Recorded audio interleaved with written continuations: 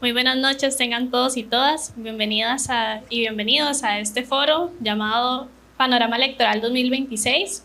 Mi nombre es Kelly Poiser, soy administradora de proyectos de la Fundación y en nombre mío, de mis compañeros y de la Fundación en general, les agradecemos mucho al acompañarnos.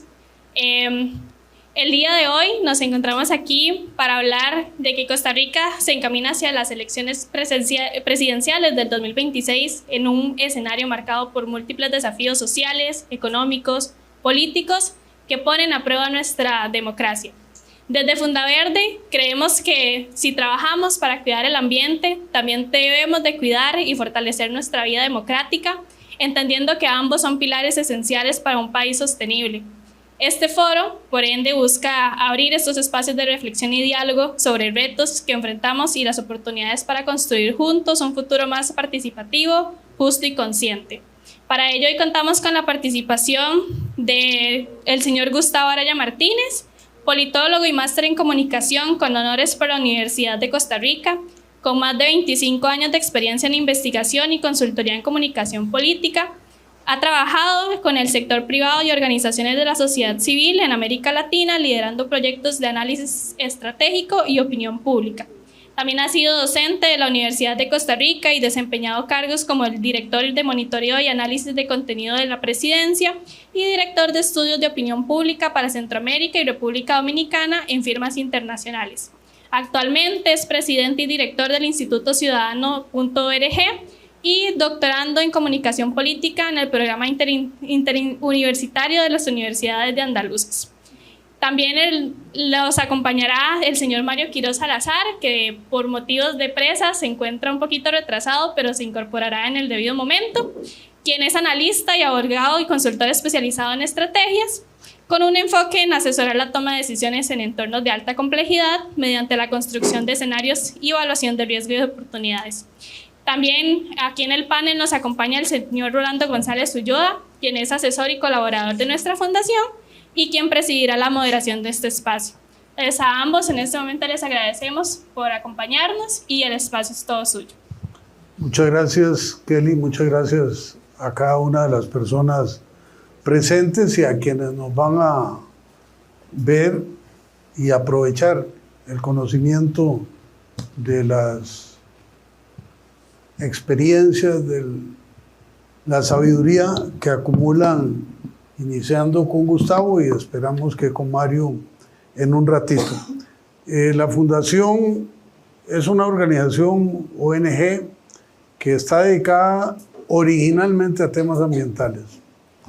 Progresivamente ha ido acumulando otros campos de acción y durante los últimos 2 años ha incursionado en la realización de foros temáticos diversos a lo largo de los meses.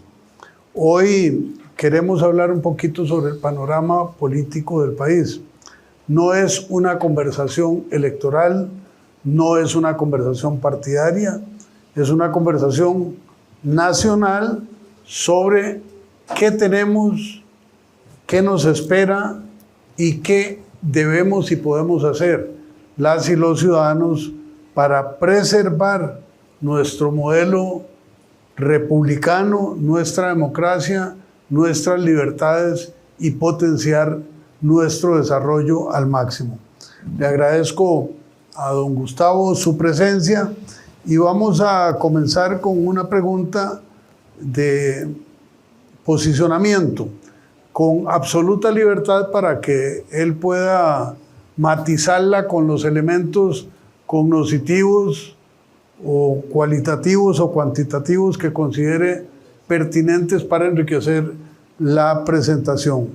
¿Cuáles considera que son los principales retos políticos y sociales de Costa Rica de cara a las elecciones del 2026?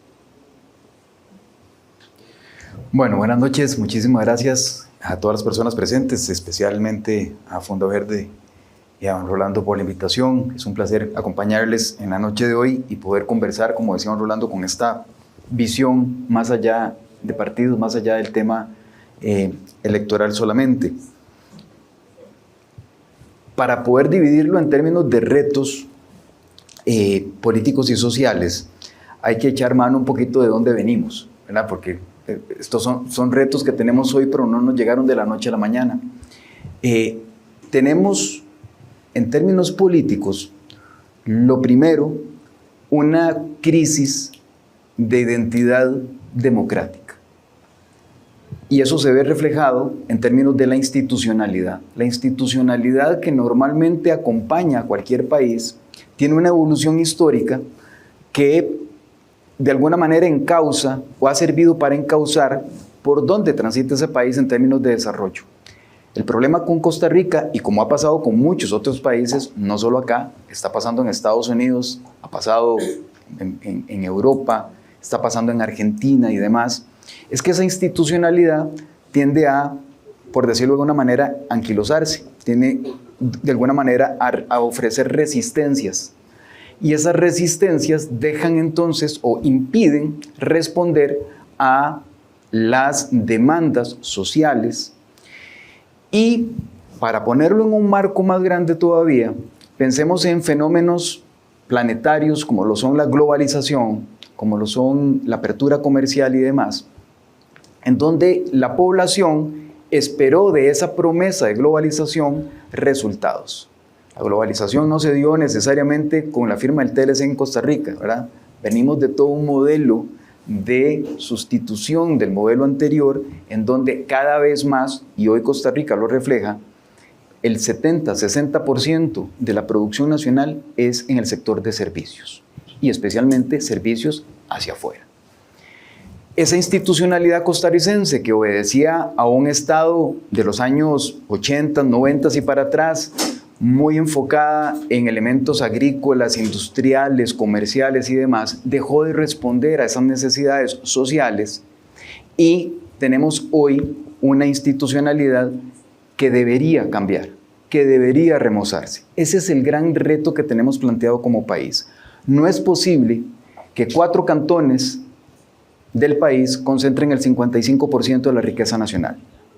No es posible que pasando después de tener el 26.1% aproximadamente para los años 20, perdón, para los principios de los años 2000, tengamos un nivel, una tasa de jefatura de hogar en Costa Rica de 43.7 hogares jefeados por mujeres, en donde sabemos que las mujeres ganan menos, tienen menores posibilidades de ascenso, tienen menores posibilidades de estudio, se dedican generalmente por tradición al cuidado y al beneficio de sus familias. Nadie está diciendo que tengamos que cambiar ese modelo. Lo que digo es que ese modelo está cambiando, las necesidades están sucediéndose y el Estado no tiene cómo responder a ello. No tiene cómo responderle desde lo más grande, que es cambiar el modelo de desarrollo. Perdón, Gustavo, no te preocupes. Hacia una institucionalidad que vea, por ejemplo, sectores de altísima vulnerabilidad como son las mujeres. Y cuando volvemos otra vez al dato de que el 55% de la riqueza nacional se concentra solamente en 4 cantones del país, nos damos cuenta por qué entonces hay cantones, especialmente en las costas, en donde no tienen el acceso a internet, a desarrollo, a comercio, hay una cantidad de otras funciones que deberían estarse dando y que el Estado prácticamente o esa institucionalidad los ha abandonado, les ha abandonado. Y ese espacio lo toman otros, pero esa es otra discusión. Entonces, para mí el gran reto es ese cambio institucional de cara a la Costa Rica que tenemos hoy. Es que ni siquiera es a la Costa Rica futura, es a la Costa Rica que tenemos hoy y nos está dando. Y en términos sociales, me parece que hay una configuración importante que para mí atraviesa toda la columna vertebral costarricense, y es que no solamente tenemos ahora hogares jefeados, casi el 50% de los hogares costarricenses jefeados por mujeres, sino que tenemos ya casi la pirámide social casi invertida. Ya tenemos cada vez menos personas naciendo. El dato que dio el Instituto Nacional de Estadística y Censos era de 1.96 nacimientos por hogar. Casi no tenemos ni siquiera el reemplazo de nuestros hogares, la cuota de reemplazo. Tenemos entonces una población que va envejeciendo, que pasamos de 887,000 personas, si mal no recuerdo el dato, para principios del 2000, a prácticamente 1.2 millones de personas que ya están en ese nivel de por encima de los 55 años, que requerimos una institucionalidad como la Caja Costarricense del Seguro Social, por ejemplo, adecuada para sostener todo el sistema de medicamentos, de atención de salud y demás. Y eso pasa también por el tema de pensiones. Entonces, con una sociedad que está cambiando, que está envejeciendo, que no tiene reemplazo, que está maltratando a la mitad de su población, me parece que los retos, desde el punto de vista social, son estructurales, y si no los atendemos, no hablemos de futuro, de nuevo, hablemoslo ya. Tenemos poblaciones a las que no estamos realmente prestándole la debida atención. Muchas gracias. Le damos la bienvenida a don Mario, víctima de los problemas de tránsito de Mil disculpas. Valle Central. Don Mario, iniciamos con una pregunta. ¿Cuáles considera que son los principales retos políticos y sociales que enfrenta Costa Rica de cara a las elecciones del 2026? Vamos a establecer como criterio 3 preguntas con las cuales ustedes pueden expresarse con la mayor libertad, pensando en que consumamos alrededor de media hora en esta primera fase y luego entraríamos en el intercambio con quienes nos acompañan en esta noche. Adelante, Perfecto. don Mario. Primero, disculparme por el atraso, agradecerles muchísimo y después me sigo disculpando, pero para no atrasar más. Yo creo que agarré la última parte de lo que dice Gustavo, pero yo lo diría, el principal, tenemos retos económicos, tenemos retos sociales, tenemos retos jurídicos, pero el principal problema que tenemos hoy en Costa Rica se llama político. Y hasta que no logremos resolver eso, nos va a ser muy difícil avanzar en el resto de temas. Primero, a nivel estructural, venimos con un desgaste y una fragmentación del sistema de partidos, ¿verdad? Que es una realidad. El bipartidismo tenía cosas buenas, cosas malas, podemos tener nuestras opiniones, pero funcionaba como un factor estructurante del sistema. Cuando se cae el bipartidismo y pasamos este proceso de aproximadamente 24 años que llevamos, todavía no hemos logrado políticamente hacer las reformas que tengamos un factor estructurante dentro de este multipartidismo. También tenemos una crisis de confianza institucional, ¿verdad? Los partidos hoy y la Asamblea Legislativa, que definitivamente son la expresión política más importante, y hasta que no nos inventemos algo que sea distinto a los partidos políticos, que no lo hemos logrado en una democracia y todavía a nadie se le ha ocurrido, tenemos que ver cómo levantamos esa confianza. Gustavo lo tocaba ahora, no voy a entrar en ese tema, pero coincido con él. Hay una desigualdad y exclusión territorial muy importante que en Costa Rica lo tenemos pendiente. No hay que dejar de lado que tenemos desde hace muchísimos años una presión fiscal y de deuda pública.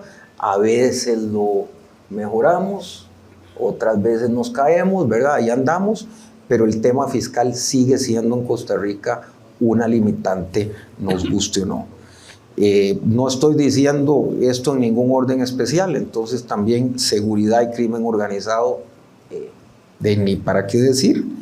Tenemos, y esto creo que todos van a estar de acuerdo conmigo, en la dinámica actual estamos en una época de desinformación y de crisis comunicativa. Eso es algo que nos está atravesando.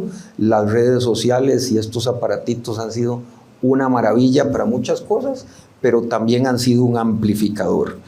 Y bueno, creo que todo esto nos cae en un ambiente de extrema polarización, donde todo se está leyendo en clave del metro cuadrado de lo que creo, y nos está costando mucho volver a ponernos de acuerdo sobre visiones país. Y por eso vuelvo a caer en que el principal problema que tenemos es político. Las discusiones ya no están siendo sobre visiones país. Y hasta que no logremos elevar eso a que lo que estemos discutiendo sea, aunque la visión de Rolando, de Gustavo y mía sea del país muy diferente, pero que podamos tener una discusión honesta sobre eso, es muy difícil que le volvamos a subir el nivel y podamos resolver los otros temas. Muchas gracias, don Mario. Un elemento más. Conscientes, como dijo Gustavo en su intervención, que hay una significativa población femenina, agreguemos que hay una enorme población joven y la concurrencia de esta noche lo confirma. Digamos que yo he hecho a perder el promedio de edad, pero hay una participación joven muy notable. ¿Qué factores pueden influir en la participación electoral para evitar el abstencionismo, la desinformación y que pueda fortalecerse el civismo y la vocación democrática en mujeres y en jóvenes? Y enfatizo en esos dos segmentos poblacionales porque en varones de más de 50 años hay una cultura electoral más desarrollada, más acentrada. Entonces, este otro abordaje tiene que ver con juventud, mujeres y disposición al proceso electoral. Don Gustavo. Muchas gracias porque usted cree que yo tengo la respuesta. Y eso me alienta, pero vamos a ver, el tema es que no solamente uno tiende a culpar o responsabilizar a los partidos políticos porque, como diría don Luis Antonio Sobrado, se desenchufaron de la realidad nacional y muy rápidamente. Voy a pasar por los tres elementos estructurales de los partidos políticos, más allá de la teoría de la ciencia política. Ustedes lo pueden notar en cualquier organización, pero sobre todo en partidos políticos. Los partidos políticos dejaron de formar cuadros dirigentes. Los partidos políticos tradicionales, los del bipartidismo, tenían dentro de su estructura, por ejemplo, el Instituto de Formación Rodrigo Facio en el Partido de Liberación Nacional. Ahorita olvido el de la Unidad Social Cristiana, allá por el 83 al 87 formaron algo que se llamaba, creo que ICAP, o algo por el estilo, ICEPO, ICAP, que era un instituto también de formación. Y esto permitía tener filas que no necesariamente, ojo que no estoy hablando de formación para meterse al partido, no. Había discusión con los liderazgos partidarios propios y ajenos. Había discusión con las dirigencias locales, nacionales, regionales, de los más diferentes ámbitos. Y se pasaban, habían cohortes de juventudes a las que, si no se les abordaba de alguna manera desde los partidos políticos iban a los colegios, a las universidades, y probablemente quienes tengamos una buena memoria por acá, nos recordaremos que cuando uno decía voy a votar por tal partido en la OCR o tal partido en el colegio, estaba con algún partido. No solamente la Unidad, no solamente Liberación Nacional, sino también estaban los partidos de izquierda. Había una forma mediante la cual los partidos estaban vivos ahí formando cuadros dirigentes. El segundo elemento, tenían propuestas programáticas, o por lo menos, digamos, si no eran ideológicas, eran esa lógica de ofrecer una ruta más o menos clara por dónde ir. Uno sabía a dónde asirse para poder tener, digamos, la afiliación o la simpatía por un partido político o no. Creo que la última, si mal no recuerdo, el último congreso ideológico fue el del PAC en el 2015 y creo que ni siquiera se llegó a firmar. Para variar, y esto es comentario mío, no se preocupen, yo sé que no es debido, pero hasta don Otón Solís se opuso, para variar, y no se firmó, ¿verdad? Entonces, si los partidos políticos no tienen una amalgama ideológica, no tienen una oferta que decirle a la ciudadanía, vamos por acá, lo que le estamos ofreciendo es esta ruta, como bien lo decía Mario, si no tenemos la capacidad de sentarnos y decir, yo estoy viendo el país desde este punto de vista, y no necesariamente tengo que comulgar con los otros puntos de vista, pero que se sepa para dónde apuntamos. Hoy solamente tenemos prácticamente los extremos definidos. Y más o menos, porque como diría don Héctor Monestel, si uno le pasa un examen de marxismo al Frente Amplio, probablemente se quede. Pero me parece que eso debería empezar a funcionar de alguna manera también. Y en tercer lugar, los partidos políticos tenían una raigambre, tenían una vinculación con la sociedad. Había sectores femeninos, sectores juveniles, había sector cooperativo, sector sindical, sector del movimiento solidarista, había ambiente, había de todos los sectores, estaban de alguna manera permeados. Eso nos ofrecía a partidos políticos que a la hora de tomar el poder, a la hora de llegar al poder, se sabía no solamente qué se pensaba internamente, sino qué se pensaba en la otra acera. Se tenían incluso, no se necesitaba como se necesitó en los 2 o 3 gobiernos anteriores, y creo que desde el 98 para acá, el intento de hacer mesas de negociación, mesas nacionales de negociación, no se necesitaban. ¿Por qué? Porque los partidos políticos tenían constantemente conversación con empresarios, con empresarias, con mujeres. Sabía que les duele, pero todos los días de la vida. No era porque se reunían y para ver si empatizaban. Ah, sí, qué tirada, los empresarios les duele eso. No, es que no es lo mismo que me cuenten a que yo tenga empresarias y empresarios dentro de los partidos políticos y con un vínculo fuerte.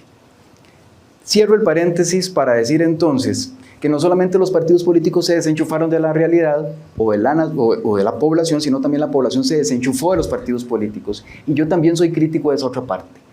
Porque muy bonito. Entonces la ciudadanía dice, es que si no me resuelven, entonces no voto. Bueno, pero ¿qué hace usted por el partido político? ¿Qué hace usted para inmiscuirse en ese partido político? ¿Qué hace usted para ir a discutir a ese partido político? ¿Qué hace para vincularse al partido político? Que hubo un desenchufe de los dos lados. Y entonces, ese nivel de abstencionismo lo que refleja es un nivel de cinismo social también. Por un lado los partidos, porque veremos entonces cada 4 años cómo los movemos, y la población porque veremos cada 4 años qué nos ofrece. Y es una Costa Rica muy cómoda de alguna manera, pero totalmente apática, totalmente inconsciente, totalmente irresponsable. Cuando yo hablo con estudiantes, con personas estudiantes en la universidad y les digo, es que, y una vez cometí el error de decir, es que a los jóvenes dicen que no les gusta la política. Y me dijeron, sí, tienes razón, no me gusta la política, esa política. Pero sí me gusta la otra política. Sí necesito una política entonces que me forme, sí necesito una política que me presente alternativas, sí necesito una política que me haga ir a visitar y estar al tanto de las realidades sociales, ambientales, económicas y demás. Pero vean qué nivel de desenchufe, que de nuevo, cuando vemos la Costa Rica de principios de este siglo XXI, y vemos que hay 20% de hogares jefeados por mujeres solas, y hoy tenemos un 47%, casi la mitad, eso significa que también se le da la espalda, pero de manera grosera. Porque no le podemos pedir a la población también que vaya y participe si no les estamos dando herramientas. Como me decía el otro día un panadero, yo no puedo ir a una reunión política porque ¿quién hace el pan? ¿Quién lo distribuye? Para cuando ya termine la jornada, estoy demasiado cansado porque al día siguiente tengo que levantarme muy temprano. Entonces también necesitamos adecuarnos de alguna manera para que socialmente lo hagamos. Creo que esto pasa por un rompimiento absoluto y es desde lo que queda de los propios partidos políticos, ahí concuerdo con Mario, es un asunto básicamente político, de dejar de ver solamente la política como un asunto de asuntos fiscales o solamente un asunto de si se puede financiar o no, sin mencionar ministros o ministras de Hacienda que han mostrado completamente una cara en donde la política social no importa, en donde desfinanciar al PANI, desfinanciar las ayudas, las becas, desfinanciar la educación, desfinanciar todas esas peldaños, escaleras, encadenamientos que de alguna manera volverían a hacer a la población pensar que efectivamente están pensando en ellas. Y también empezar a enrolarse con los partidos políticos en la cotidianidad. Yo insisto, yo no me alegro de que haya partidos taxi. Yo más bien me resulta algo repulsivo desde el punto de vista no personal, me refiero desde el punto de vista institucional, orgánico. Y yo digo que qué tristeza que haya personas que en este país digan, ojalá se mueran aquel partido político, ojalá se muera aquel otro partido político, porque llegamos a una Costa Rica que efectivamente la polarización o los odios no deberían estar presentes. Yo creo que deberíamos empezar por una Costa Rica que diga, ojalá el partido político adversario mío esté cada vez más fuerte, ojalá el partido propio esté cada vez más fuerte. Tanto más alto tengamos la barda, tanto más, decía el Dalai Lama, que mi mejor maestro es mi peor enemigo. Tanto más alto tengamos esa barda, tanto mejores partidos políticos tenemos. Y eso lo perdimos, desgraciadamente, y creo que empieza por ahí, un poco tal vez con alguna chispita, que empiece por lo menos a darnos aire respecto de cuándo se empiezan a formar liderazgos en los partidos políticos. Muchas gracias, don Gustavo. Don Mario. A ver, yo creo que la pregunta que hace Rolando es buena. Como dato, el padrón electoral del 2026 va a estar conformado en un 59% por menores de 45 años. Eso por sí solo ustedes me podrán decir, bueno, siempre anda un 50 y pico por ciento que es menor de 50. El gran cambio en esta elección es que ese 59% va a ser de millennials y generación Z. Y eso es un cambio enorme en la lógica del voto. Ese es un factor que vamos a tener. El otro factor que venimos teniendo en Costa Rica y que poca atención se le ha prestado es que hemos tenido una reconfiguración de la clase media, ¿no?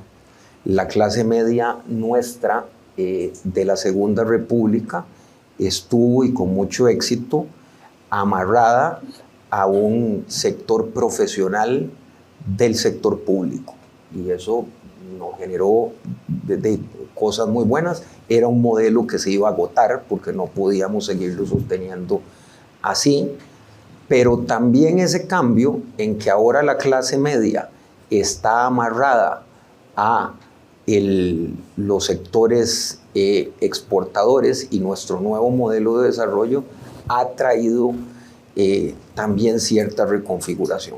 Cuando vemos al menos esos dos factores, junto los que dice Gustavo, porque solo para complementar, de 1993 al año pasado, el dato que da Gustavo es interesante y lo voy todavía a dramatizar más, porque para mí es un indicador social dramático e importante. Los hogares con jefatura femenina han crecido en un 125% en Costa Rica en 30 años. Y eso es tamaño poco, ¿eh? Cuando uno coge eso, todo ese cóctel, vemos que a nivel de lógica de voto estamos en un nuevo escenario muy distinto al que nos hemos enfrentado.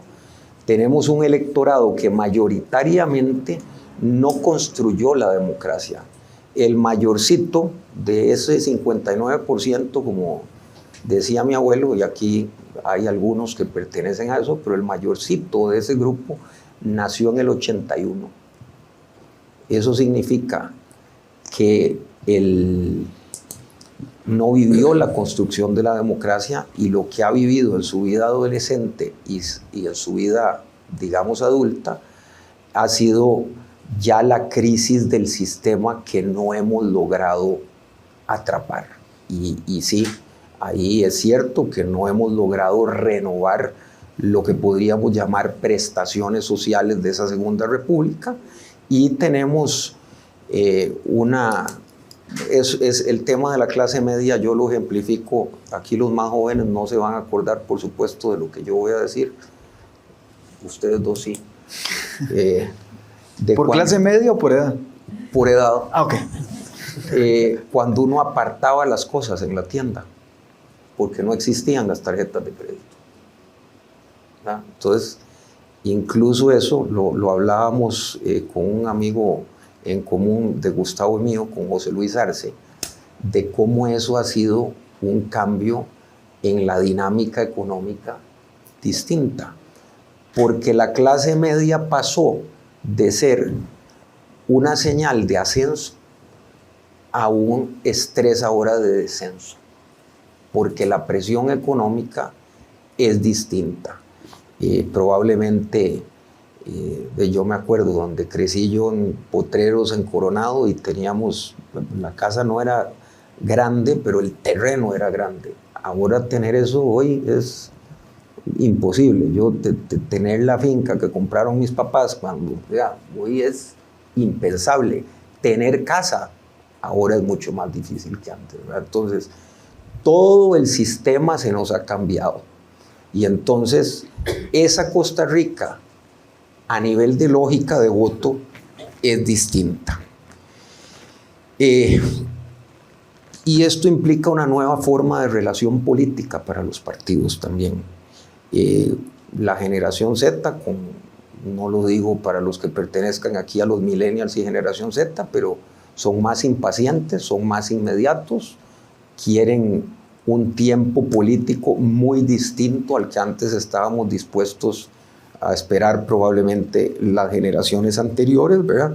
Y eso hace que haya también un desplazamiento de las motivaciones. Y claro, del lado de la oferta de los partidos no está pasando en estos momentos necesariamente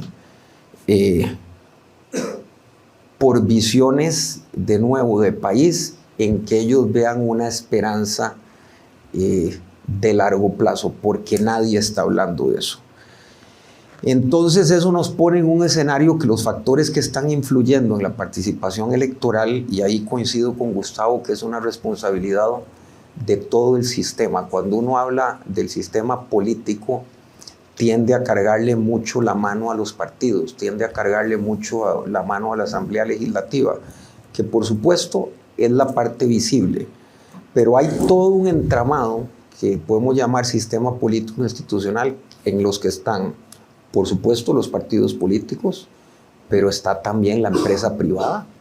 La empresa privada ha sufrido en 30 años algunas crisis y algunas transformaciones. El parque empresarial costarricense no es hoy el mismo que era hace 30 años. ¿Verdad? Éramos una sociedad muy vinculada a comercio e industria, hoy somos una sociedad muy vinculada a servicios. Por supuesto que la prensa y los medios de comunicación hoy es otro sector que ha sufrido inmensas transformaciones gracias a esto, para lo bueno y lo malo que eso pueda tener. La academia, que mucho a veces cuando uno ve la academia en 30 años ha perdido peso en la opinión del desarrollo del país, no juega igual que lo que era antes. La iglesia, eso es todo un tema político, porque no hay que negarlo, eran un factor de peso. Lo que pasa es que ahora compiten con partidos evangélicos, cristianos, que a diferencia de la iglesia sí van a la Asamblea Legislativa. Entonces también han tenido que transformarse. Y por supuesto lo que podríamos llamar, los sindicatos también, los sindicatos, hay hoy una percepción de los sindicatos justa o injusta, eso nos da como para otro conversatorio, pero hay una percepción de que los sindicatos hoy no son lo mismo que antes, ¿verdad? También hay un sector burocracia, en el buen sentido, que tiene un peso hoy, como digo, distinto.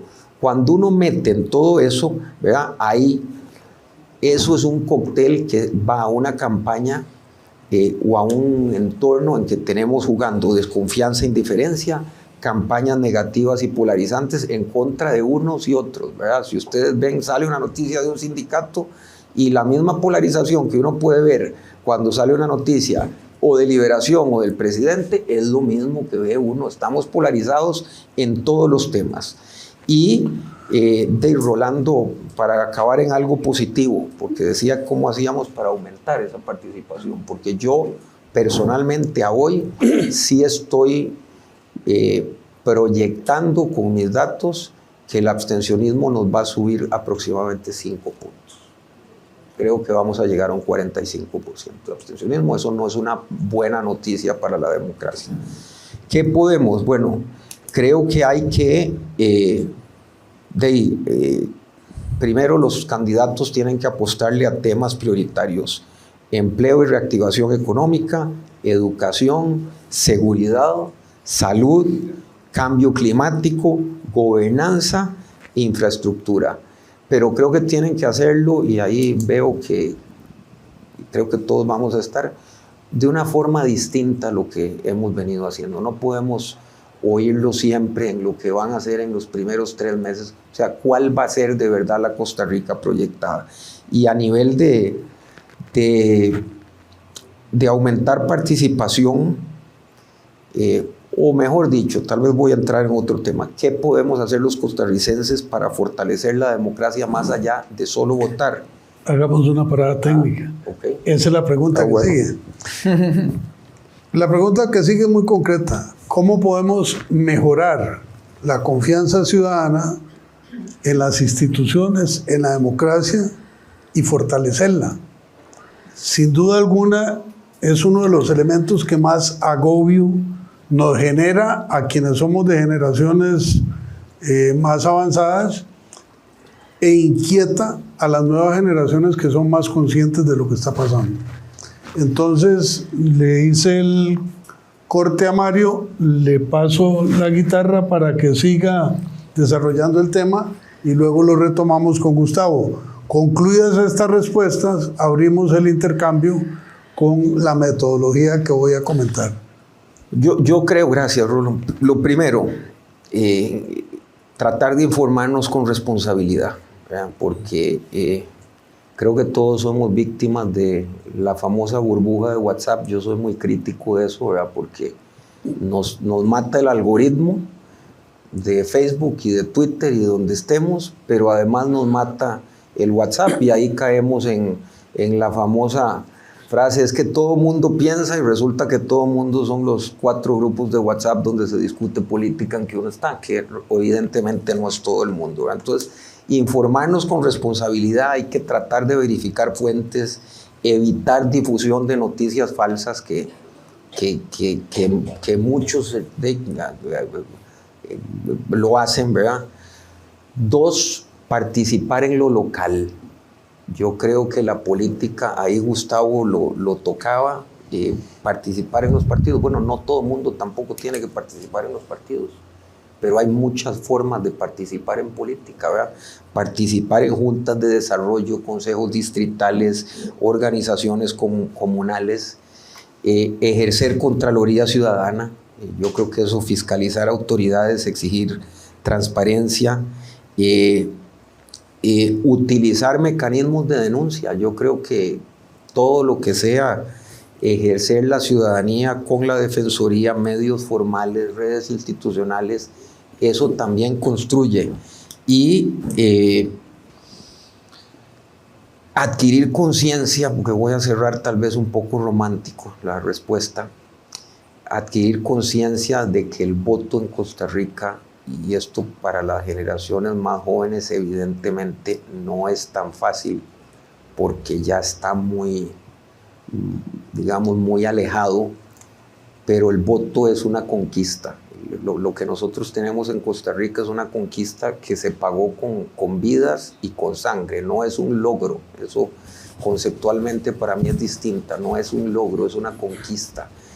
Que nosotros veamos ya un índice posible de abstencionismo del 45% es algo que nos debería preocupar, porque uno de los enemigos y si se quiere, uno de los o el cáncer más peligroso es la desafección ya con el voto, y ahí tenemos que hacer todos un esfuerzo por volver a través de todas estas acciones a ejercer una democracia activa y que exija de los políticos resultados. Están pidiendo una elección en un puesto popular por el que se les paga, y bueno, hay que exigirles resultados y resultados diferentes. Muchas gracias. Gustavo.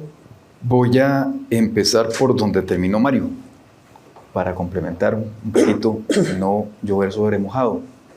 Voy a hacer una diferenciación entre lo que significa confianza y credibilidad. El sistema político costarricense perdió credibilidad. A diferencia de la confianza, la credibilidad está basada en resultados, está basada en hechos, en evidencia.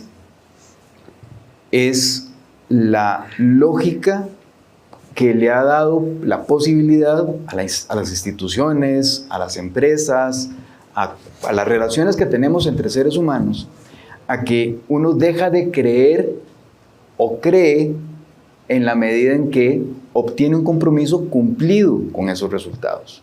¿Okay? La confianza no. La confianza es como, la confianza puede existir a pesar de los resultados. ¿Verdad?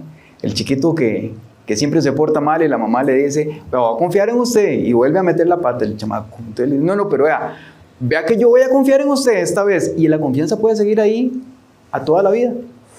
¿Por qué hago esta diferencia a propósito de lo que señalaba Mario? Porque estamos en un mundo actualmente en donde se impulsa, se le da inercia, se le facilita la situación a la confianza y no a la credibilidad. Los sistemas populistas totalitarios o los sistemas populistas autócratas funcionan bajo la lógica de acaparar para sí confianza, no credibilidad. Si ustedes lo ven, no pasemos por Costa Rica, vayamos a Argentina, vayamos a Brasil, vayamos a Ecuador, ni para qué Perú, que está además viviendo época difícil en estos días, pero lo vemos en Europa, lo vemos en cualquier otro lado, en los mismos Estados Unidos. ¿Por qué la población está empezando a creer en otros regímenes que no son los democráticos? Porque lo que están acaparando es el tema de confianza. Yo voy a ser su vengador, pero no les estoy dando resultados, ni en educación, ni en salud, ni en vivienda, ni en infraestructura, ni en ambiente, ni en seguridad, ni en nada. ¿En qué le beneficia a un país? Voy a ponerlo, permítame otro paréntesis. El modelo que se está dando en los Estados Unidos, a costa de que ojalá no haya aquí nadie en la embajada y que vaya a perder yo mi visa. Viajas a otro lado. Sí, ¿por qué el encono, por qué la rabia del gobierno federal contra California? California es, si se separara, la quinta o cuarta economía mundial, si se separara California de los Estados Unidos. El 27% de la mano de obra californiana es extranjera. Las dos principales industrias, además de la industria agrícola, que es muy importante, pero las dos principales industrias que tiene California son industrias progre. Cine, 54% de la factura mundial de producción cinematográfica, y Silicon Valley, en donde están todos los cráneos del mundo de la tecnología, ahí en California. Entonces, lo que dice el gobierno federal es que usted no puede ser exitoso. Es que ese es el modelo contrario al que yo estoy diciendo, porque el modelo contrario que yo estoy diciendo que es el exitoso, es el modelo que no va por la tecnología, va por la inteligencia artificial, pero todo el resto de la tecnología no me importa. No puede ir por favorecer la migración. Dios guarde, el 27% de la producción de la mano de obra es concentrada en la... No, jamás. Hay que expulsar a los migrantes porque se roban los empleos en el país.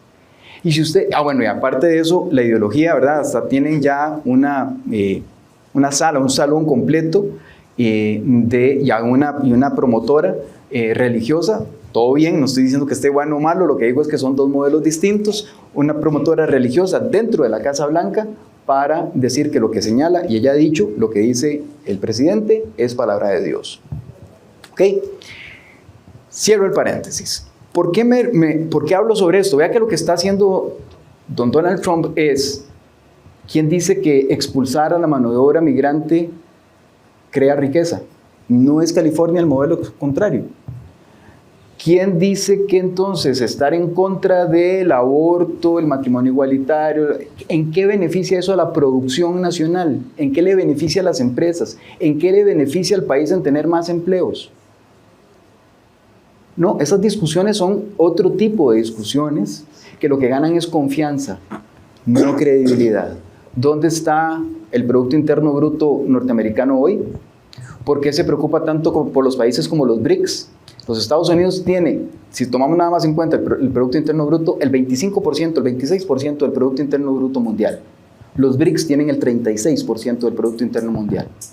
Los Estados Unidos tienen los 6 puertos más importantes de los Estados Unidos, se llevan solamente el 5.6% del tránsito mundial en los puertos. Los 6 puertos en China se llevan el 26% del tránsito mundial. Solo Shanghai es del mismo tamaño que los 6 puertos más importantes de los Estados Unidos. ¿Por qué es importante toda esta serie de datos? Porque nada de eso está siendo tocado en realidad por el modelo. Vean que no estoy hablando de Costa Rica, pero podríamos hablar de Costa Rica en dónde estamos en seguridad, dónde estamos en educación, dónde estamos en salud, dónde estamos hoy en vivienda, dónde estamos en infraestructura.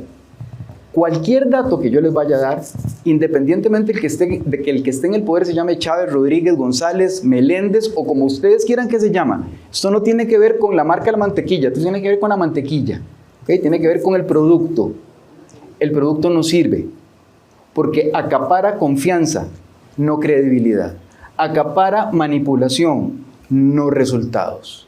Si Costa Rica quiere ir hacia un sistema realmente que se preocupe por la juventud, por las mujeres y demás, tiene que haber 2 cosas fundamentalmente y se tienen que sentar todas, nos tenemos que sentar todas y todos en la mesa.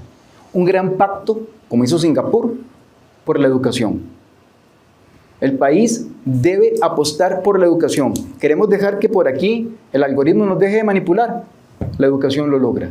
Queremos de que el populista de turno siga manipulando a la población. Bueno, la educación es garantía efectivamente de que la población no se va a ir necesariamente con el populista de turno. Llámese como se llame.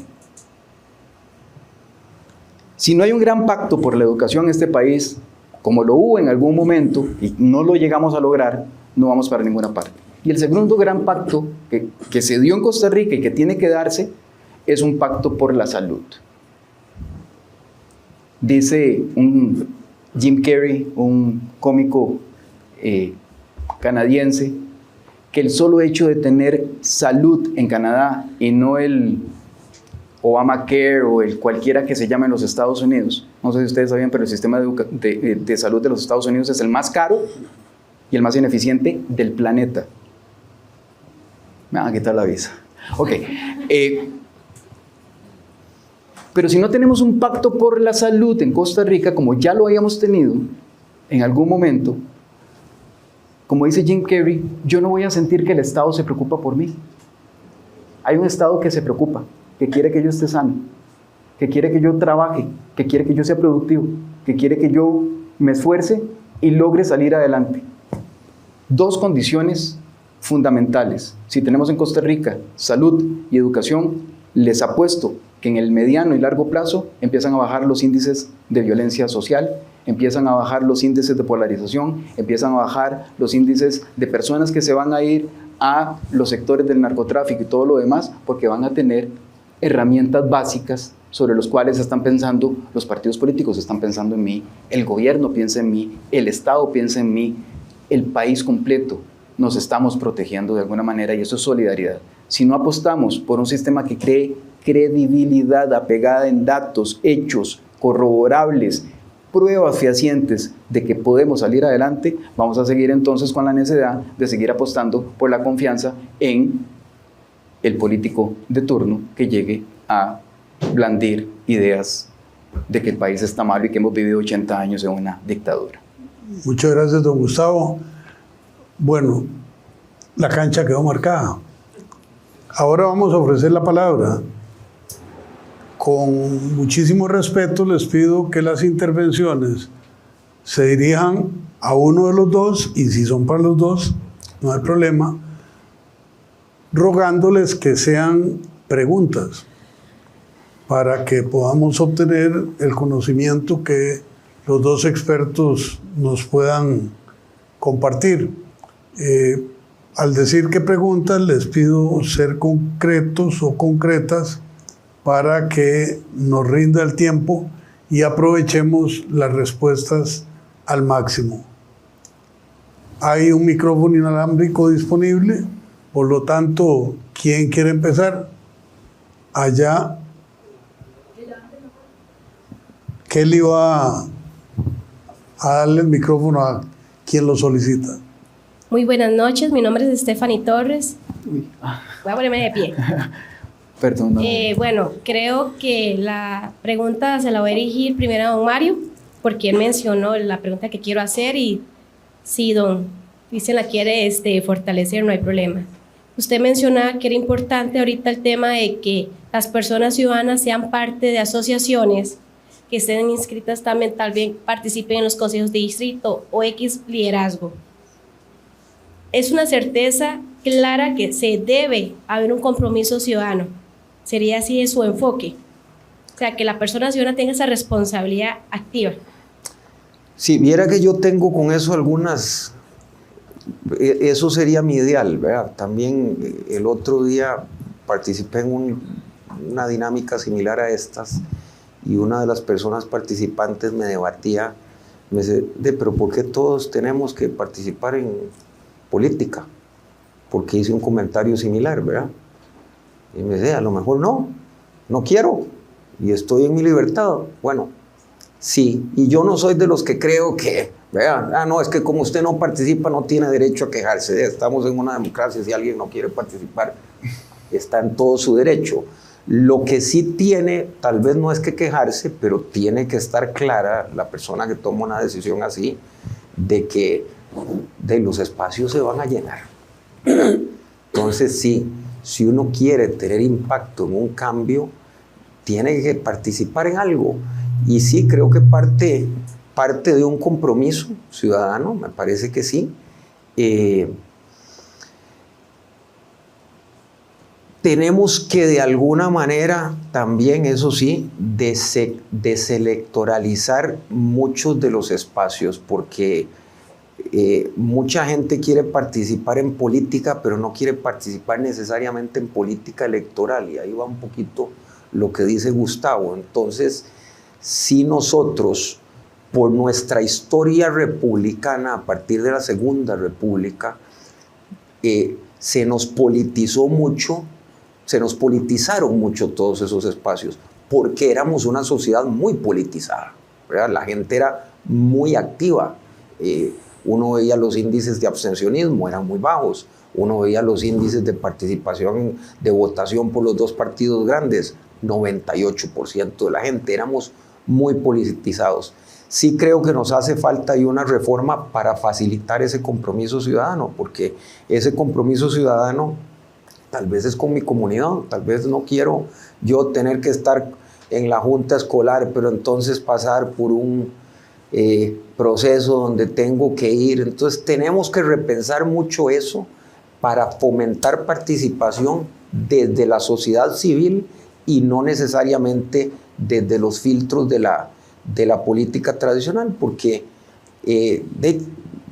hoy la política partidaria está muy enredada, en mucho también porque tenemos pendientes muchas reformas electorales que le permitan a los partidos organizaciones más flexibles para arraigarse de nuevo en la sociedad y no tener solo un arraigo territorial, que es mucho de lo que tenemos hoy, o partidos que sencillamente hoy cumplen, como decía Gustavo, cumplo con tener los, no sé cuántos dirigentes serán en total, lo mínimo para tener un partido a nivel nacional.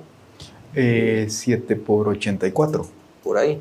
Bueno, 7 por 8, 56. Consigo esos nombres. 500 personas. Y ya dice 500 personas un partido. Probablemente de esas 500, así como que vayan conmigo, sean 100, porque el resto probablemente le hizo un favor a los primeros 100. Entonces creo que esa despolitización tiene que ver para que ese compromiso ciudadano efectivamente lo facilitemos. Muchas gracias, Gustavo. Yo solamente voy a ponerme, como decimos, voy a ponerme ñoño, perdón. Voy a hablar de dos elementos que me parece que son importantes desde el punto de vista de un abordaje que se hace desde la academia o desde la teoría, y que me parece que es importante. Lo primero, está demostrado Decía Levinsky y Ziblatt en Cómo mueren las democracias, se le preguntaba a uno de ellos hace un tiempo que más o menos cuánto duraba un ciclo de estos, ¿verdad? Cuando la democracia empieza a caer y vuelve a retomar el ciclo democrático. Dice que más o menos son 30 años, entonces yo creo que no lo voy a llegar a ver. Pero, independientemente de ello, el ciclo se cierra más rápidamente tanto mayor participación ciudadana existe. Vea qué interesante, porque no significa que el cambio de la recuperación democrática tenga que venir necesariamente de partidos políticos o de otras organizaciones, sino principalmente de la participación ciudadana. Punto número 2. En 2009-2011 hicimos un estudio en 21 países en Latinoamérica sobre el índice de participación, entre otras cosas. Y resulta que los países con menor participación ciudadana eran en aquel momento Venezuela, Nicaragua y Costa Rica. No estoy diciendo que eso sea causalidad, lo que estoy diciendo es casualidad, ¿ok? Y resulta que los países con mayor participación, el índice más alto de participación ciudadana, eran en ese momento Colombia, México y Argentina.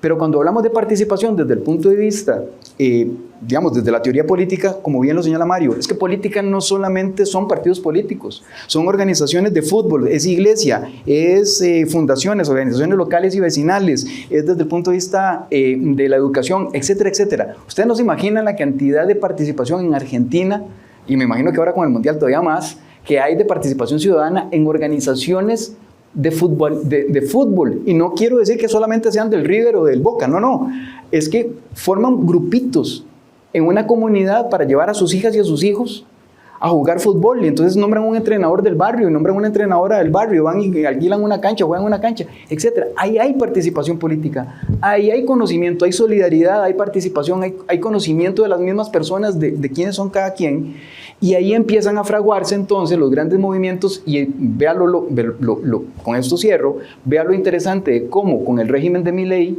al día siguiente que quedara Milei, ya había manifestaciones y estaba llenándose Obelisco y otros lugares importantes en Argentina. ¿Por qué? Porque están acostumbrados. Me decía una argentina amiga, es que mi hija empezó a marchar conmigo cuando tenía 3 meses. Toda la vida ha marchado. Eso es participación ciudadana. Y yo creo que entonces es una lección enorme para Costa Rica. Muchas gracias, Gustavo. Creo que esta primera intervención nos acierta en el modelo. Preguntas concretas, breves, directas, para que aprovechemos las intervenciones de los dos expositores. Adelante, por favor. Muchísimas gracias a los tres por las intervenciones y por los datos. A don Gustavo me gustaría preguntarle sobre lo que usted mencionó del 55% de la riqueza concentrada en 4 cantones. Me gustaría que los mencionara, y a cualquiera de los dos, el que me la pueda responder. Creo que soy militante de un partido político y por primera vez a mis 60 años observo en Costa Rica algo que no había visto antes, y creo que por la represión y la libertad de expresión y todo lo que hemos sufrido en los últimos años ya comienza a reflejarse en la conducta de la gente. Yo voy, voto, pero no quiero involucrarme y temo ser víctima de violencia si me reconocen en el vecindario. Eso nunca había pasado en Costa Rica y me gustaría ver si es posible que lo mencionaran. Gracias. Muchas gracias, Gustavo. Esto viene desde el estudio del Estado de la Nación, si no me equivoco, el informe de 2011 hasta el 2013. Aparecen y se le da seguimiento, obviamente. Estos 4 cantones que tienen, digamos, el rango más alto, es impresionante. Roberto, creo que, perdón, nada más para aprovechar que esto no, creo que el tema de Santa Ana, Belén, Escazú y Montes de Oca. Gracias por soplarme. Son esos 4, y la penetración de internet de ahí es la más alta del país, 90 y pico %. O sea, creo que debe ser, ¿verdad? Y por el contrario, uno se da cuenta que efectivamente el resto del país, la penetración de internet no es la misma, el acceso al agua no es el mismo, etcétera, etcétera, etcétera. Nada más échenle un ojillo, eso el otro día lo iba a hacer con la gente de mi oficina. ¿Cuáles son, de todos los autobuses que se queman, que todos son noticia? por dicha. Espero que nunca deje de ser noticia que un autobús se queme. Pero de todos los autobuses que se queman, fíjense cuáles son las rutas. Y uno se da cuenta que no necesariamente se queman autobuses de rutas poco de ciertos cantones. Eso es terrible, porque entonces estamos sometiendo a las personas literalmente a poner en vilo su vida todos los días de diferentes maneras. Gracias, Mario. Yo creo que sí, estamos en una coyuntura muy particular donde la violencia ha aumentado, vamos a decir, no solo verbal, ¿verdad? La violencia en las calles, eso es innegable. Creo que tiene que ver mucho también con estos aparatitos, ¿verdad? Estos aparatitos, a mí me hace gracia, y a Gustavo también le ha pasado, le pone uno algo en Twitter y le cae de 18 personas que le van a matar a la mamá, que y uno lo que dice es de una opinión buena o mala, acertada o no, pero eso definitivamente no es la Costa Rica que tenemos. A ver, esto no es para que nos consolemos, más bien es para que reflexionemos. Costa Rica siempre había sido muy diferente. Estamos en un momento global en que tristemente eso no es único de nosotros. A mí lo que sí me entristece es eso. Siempre habíamos tenido un comportamiento bastante distinto. Las misiones de la OEA que vienen a observar elecciones, la jefe de misiones siempre me dice que Costa Rica es aburridísimo. Era. Y le digo, ¿por qué? Dice, no, hombre, ahí entre todos los partidos se comparten la comida y todo. Dice, aquí no hay nada que en el reporte es realmente muy aburrido. Bueno, creo que venimos desde hace rato pegándole mordisquitos a eso, ¿verdad? Obviamente ahora hemos hecho así, pero hemos venido pegándole mordisquitos. El otro día me llegó un video de Víctor Láscares, que en paz descanse, pero me llegó un video del pleito de él con Óscar López en el plenario legislativo. ¿verdad? Y de verdad ve uno, por eso digo, hemos venido teniendo mordisquitos, que no hemos sido capaces de tener autocontención en nuestra política, y definitivamente vamos para una campaña que va a ser muy dura, va a ser muy violenta, ojalá me equivoque, pero va a ser muy violenta, donde la gente todo lo está codificando y descodificando a nivel de comunicación según lo que quieran ver. Y aquí yo creo que tiro parejo, voy a tirar parejo porque yo creo que ya se nos hizo transversal. Hay unos que amanecen con el altar al presidente, no importa qué haga.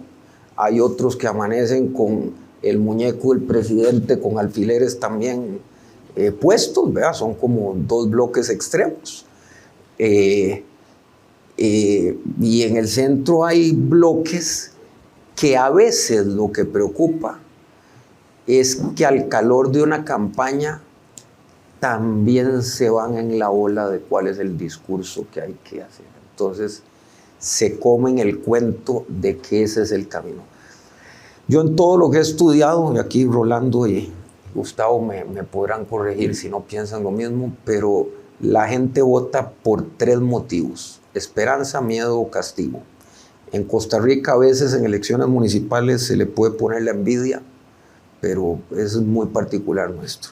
Y nosotros hemos venido votando, si se ponen a ver desde hace rato, por miedo o por castigo. Hace rato no hay una campaña que sea por esperanza, que digamos es sería el punto de inflexión. Y mientras esa dinámica de a dónde estén los mensajes dirigidos no la cambiemos, es muy difícil también que resolvamos, porque le vamos a meter ahora una inversión en publicidad, una inversión en visibilidad, que va a ponerle a esto una lupa de este tamaño, con un lenguaje, repito, muy violento. Muchas gracias. Siguiente intervención. Adelante. Buenas noches. Ante el escenario de que vivimos en una crisis de inseguridad latente y vemos como la sociedad en este momento está tornando entre varias disyuntivas, por ejemplo, un segmento de la población o de todos los que van a participar en el juego político hablan sobre mantener el status quo en el Poder Judicial, pero con más recursos. Otros hablan sobre reformas parciales a la Constitución y cambios operativos en el funcionamiento interno del Poder Judicial. Y otro grupo que es muy cercano a los seguidores del actual presidente hablan sobre una supuesta tercera república. Dentro de esas tres ideas, esta pregunta es para ambos: ¿cómo visualizarían el panorama político a mediano plazo? Gustavo. Gustavo. Ok, gracias. Tamaña pregunta. Sí, es como de tesis doctoral. Vamos a ver. Está comprobado teórica y desde la práctica que la inseguridad es resultante no de la pobreza, sino de la desigualdad. Tanto más desigual un país, tanto más ricos sean los ricos y tanto más pobres sean los pobres, mayor violencia social existe en todas sus manifestaciones. Por lo tanto, la respuesta a la inseguridad no está en la dimensión punitiva, sino en la dimensión preventiva, que tampoco me estoy refiriendo que sea solamente a la dimensión policial. Estoy hablando a una mejor y mayor distribución de la riqueza en Costa Rica. Perdón, Gustavo, ¿te puedo interrumpir nada más Por para supuesto. darte unos datos? Relación de ingreso entre hogares del 10º y el primer decil del 93 al 23 en 30 años ha desmejorado en un 50%. Relación de ingreso de hogares del 5º y el primer decil ha desmejorado en un 60%. Ok. Para ilustrarte eso. Para agregarle datos a lo que señala Mario, del 2000 al 2015, en los países latinoamericanos, de acuerdo con mediciones de la OCDE, todos los países, excepto Costa Rica, lograron cambiar el índice de Gini, mejorarlo. Venezuela incluida, Nicaragua incluida. De nuevo, no estoy diciendo que sea que qué bien, pero vea, hasta los regímenes que uno dice, pero ¿cómo? Ellos lograron cambiar y mejorar el índice de Gini. Costa Rica está exactamente igual que hace, vamos a ver, la desmejoría es que nosotros no hemos logrado cambiarla. Tenemos una desmejora de manera permanente. Entonces, ¿qué hay que hacer? No podemos caer en la lógica de darle el pescado, sino aprender a pescar. Estamos completamente de acuerdo. Pero aquí hay tres condiciones que me parece que son sustantivas. Uno, la reforma fiscal fue pensada para mejorar el déficit fiscal. No fue pensada en la población. Vea qué cosa más extraña. Entonces tenemos que pensar en una reforma fiscal pensando en la población, como se hacía antes, no pensando en tener mejores cifras fiscales. ¿Ok? Dos, gran pacto por la educación, gran pacto por la salud. Pero tiene que haber, igual que se hizo en gobiernos anteriores, que me parece que son políticas adecuadas, independientemente, de nuevo, haya sido el presidente González, Ramírez, esto no me importa la marca, hago ahora la broma de que no me importa la marca del producto, lo que importa es el producto, ¿ok? El programa Puente al Desarrollo, creo que se llamaba, le daba un estipendio a la persona, una beca, pero le decía, pero termina la escuela. Aquí está esto, pero hay cuidado de anciano. Aquí está esto, pero usted vaya a buscar trabajo. ¿Me explico? O sea, ahí hay que, el Estado ayuda, pero también empuja. Y dos, en la parte punitiva, me parece que en Costa Rica el éxito total fue el Polsepaz. Y tenemos que regresar a eso. No podemos pensar que la seguridad es solamente responsabilidad del ministro de Seguridad. En el Polcepal, ¿qué existía? Estaba involucrado el Ministerio de Salud, estaba involucrado el Ministerio de Educación, estaban involucrados todas las instituciones públicas que fueran posible porque hacían coordinaciones. Aquí se sabe que el colegio tal está teniendo un problema de drogas. Bueno, ahogaban a los narcotraficantes, porque entonces el colegio participaba, las autoridades del colegio participaban junto con las personas, con los padres y las madres. Pero también había ese día una intervención importante del PANI, pero también había ese día una intervención importante del ICE, pero también entonces prestaban los camiones la Compañía Nacional de Fuerza y Luz. Había una relación interinstitucional para ir opacando, para ir ahogando a la delincuencia. Eso tiene que hacerse. El Polcepal logró pasar, imagínense que se logró disminuir en solo el primer año, si mal no recuerdo el dato, un 30% la criminalidad, y se bajó en un 70% los crímenes contra las mujeres, los feminicidios, porque resulta que el feminicida también probablemente sea narcotraficante, o probablemente el maleante también es feminicida. Entonces ahí se puede trabajar de manera coordinada. Pero si no tenemos ni siquiera un MINAMU hoy fortalecido, ¿con qué institucionalidad vamos a hacerlo? Siguiente. ¿Alguna otra participación? Buenas noches. ¿Me escuchan? Sí. Muy buenas noches. Bueno, las dos intervenciones han sido muy interesantes y muy provocadoras.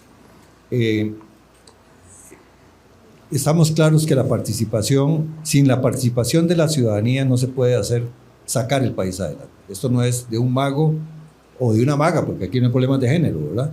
Tiene que ver con cómo hacemos que esa participación sea efectiva.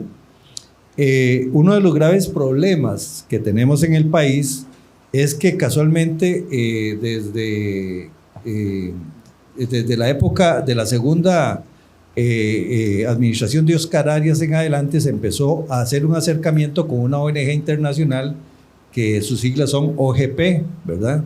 Que es la que impulsa el gobierno abierto, o en el caso de Costa Rica, que es el único caso, Estado abierto, en donde entonces esa ONG plantea que no procede la constitución política de cada país, sino lo que se define en esa organización internacional.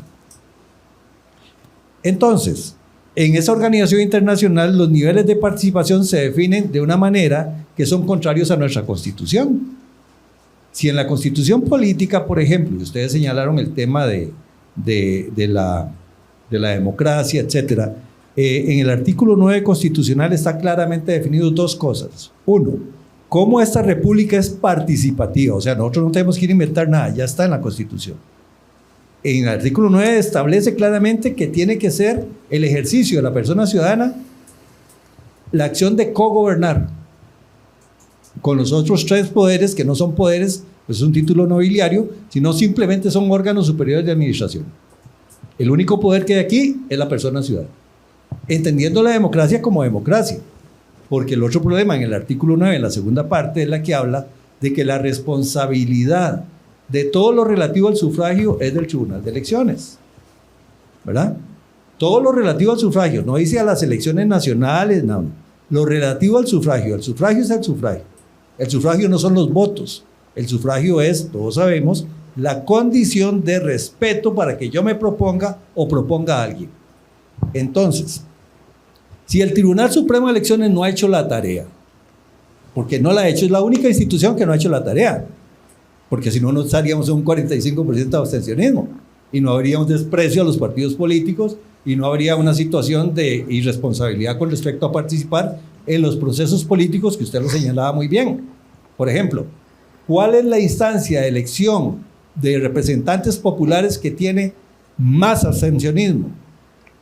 La elección del Colegio de Abogados, ¿verdad? Que es casualmente donde salen los magistrados que definen las acciones para que no haya referéndum y no hayan otras cosas, o donde salen los diputados para votar esas cosas. Entonces, la pregunta en concreto es, ¿cómo pretendemos sacar el país adelante si casualmente el sistema educativo desprecia la constitución política para que entonces no se ejecute lo que dice el artículo 9 con respecto a esto, o el artículo 11 con respecto a la rendición de cuentas? Sino más bien la educación promueve profesionales que crean normativas para impedir desde el ejercicio de su función burocrática el acceso de la población a la toma de decisiones. Gracias. Otra tesis doctoral, pero buena pregunta. Vamos a ver, aquí vean que hemos tocado temas de seguridad, de participación, de democracia. Aquí hay que decir algo. Yo creo que estamos en un ambiente que, como está tan electoralizado, tenemos como que todos respirar hondo desde el punto de vista político y dar un paso para atrás, ¿verdad? Lo cierto es que detrás de todo ese ruido electoral, a nivel de las deudas que tenemos como país, todo lo que se dice en el fondo, todos tienen razón y todos están equivocados. Y me voy a explicar porque todos tienen parte de razón, ¿verdad? El Poder Judicial tiene una enorme deuda que no viene de este gobierno, ¿verdad? Viene de hace rato y eso es innegable. Cuando uno ve los índices de confianza medidos por el CIEP, y digo confianza, Gustavo, porque ese es el índice, ¿verdad? Medidos por el CIEP, la peor nota en los últimos años estuvo en el 2019 y desde ahí viene arrastrado, ¿verdad? Obviamente en este gobierno se le ha puesto un megáfono así, pero incluso curiosamente le ha subido la calificación, ¿verdad? Por un concepto de dinámica, ¿verdad? El Ejecutivo tiene su responsabilidad, pero como dice Gustavo, lo primero que hay que ver es que en todos los temas todos tienen responsabilidad. Y si no podemos tener una discusión madura, yo reitero lo que he dicho, sobre una visión país de largo plazo en todos esos temas, lo que estamos es administrando lo inmediato, pero no vamos a poder solucionarlos. Ahí creo que Gustavo ha dado en el clavo. Yo solo le adicionaría que el tercer pacto es un pacto por la seguridad, ¿verdad? Porque en estos momentos estamos con una crisis que todo el mundo es ver quién tiene la culpa, pero no quién se hace responsable, que son dos cosas muy distintas, porque culpa y responsabilidad son distintas. Entonces la discusión es quién es el culpable. Bueno, ya a mí sinceramente, como ciudadano, lo que he venido diciendo es a mí lo que me interesa es quién se va a hacer responsable, porque ya lo que pasó, tenemos que ver cómo solucionamos. Y eso tiene que ver, es lo mismo, si ustedes ven en educación, cómo se nos han deteriorado también de a mordiscos, el tema de la educación, cómo se ha deteriorado el tema de salud, el tema de seguridad. Y ojo, que esos son tres cosas que en Costa Rica eran cosas de las que nos sentíamos orgullosos, ¿verdad? Entonces, a nivel de educación, con lo que usted dice, y tal vez Rolando sea la mejor persona para referirse a esto, pero no Gustavo ni yo, pero a nivel de educación yo creo que tenemos pendiente una gran reforma educativa. Cuando este señor fue primera vez diputado en el 94, sí, empezamos a hablar del bilingüismo en Costa Rica y hoy no hemos logrado ni siquiera que los profesores sean bilingües. Desde el 94. 30 años. Y no lo hemos logrado. Entonces, en Costa Rica tenemos un problema que los minutos duran, no tienen 60 segundos, tienen como 240. Entonces, cuando hablamos de días, Entonces, yo creo que Gustavo dijo, hay que, y es curioso, porque no sé si uno se pone a pensar, es como volver a lo básico, ¿verdad? Demos paso atrás y pensemos, sí, no es lo mismo, no es la misma... no es el mismo pacto por la educación que hicimos antes, no podemos pretender un modelo educativo igual, pero sí tenemos que plantearnos otra vez retomar educación, salud, seguridad, y yo le adicionaría otro.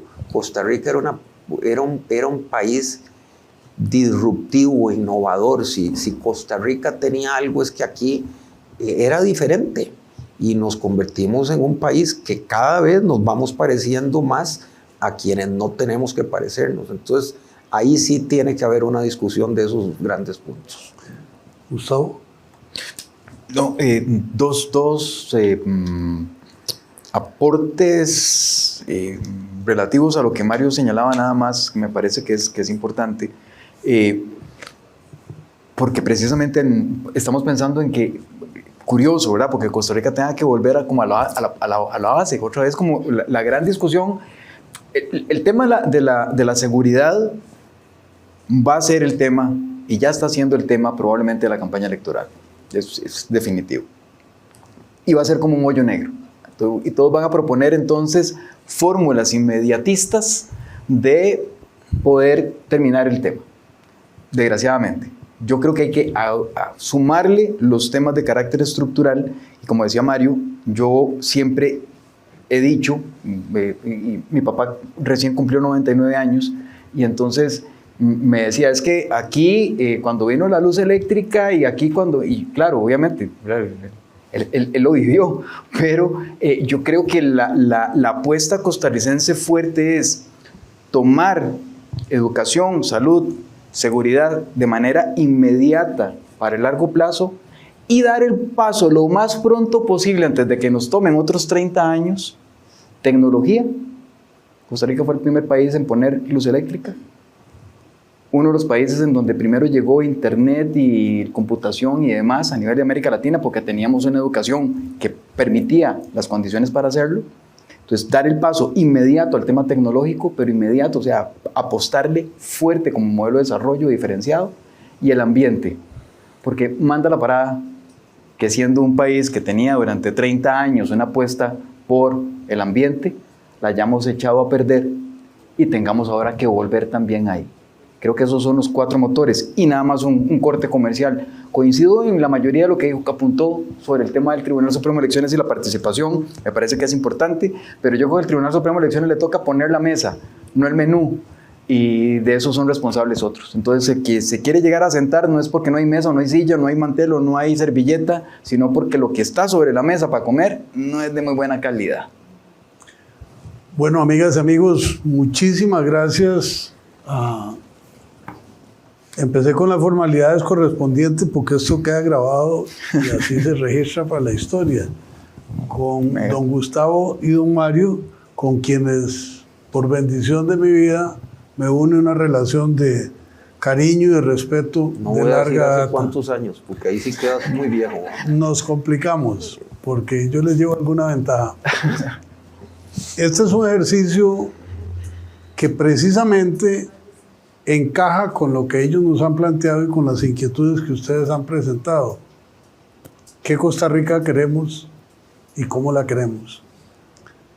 Mientras los oía, hacía algunos apuntes para mis reflexiones posteriores y pensaba que aquí hay gente que está comenzando la vida biológica, la vida académica, la vida empresarial, la vida política.